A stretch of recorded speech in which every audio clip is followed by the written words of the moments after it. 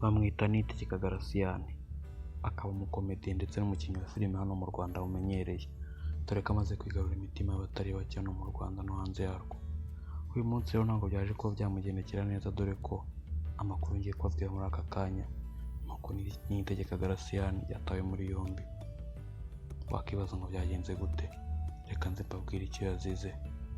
Ndakwibutsa wowe ukurikiranye ibiganiro byacu bwa mbere gukora subscribe ndetse ugakanda no ukazogera kugira ngo ujye ukomeza kubona ibiganiro byacu bitandukanye 5/5.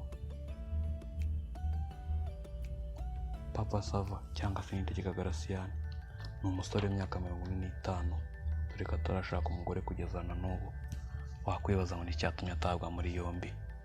Ku ijoro ryo ku ya 18 Ugushyingo 2022, ubwo ari mu kabari yinywera icupa na bagenzi be b'inshuti ze, bagize batya bagenzi be barwana n'umukiriya winyweraga bisanzwe.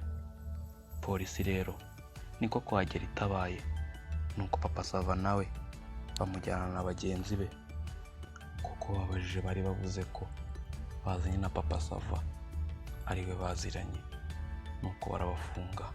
Gusa amakuru ashimishije nuko Papa Sava we ashobora kumaramo amasaha 12 yonyine mu munsi utaragera, ariko bagenzi be bakaba bagomba kumara iminsi 14 bafunzwe bazira guteza akaduruvayo mu kabari k'abandi.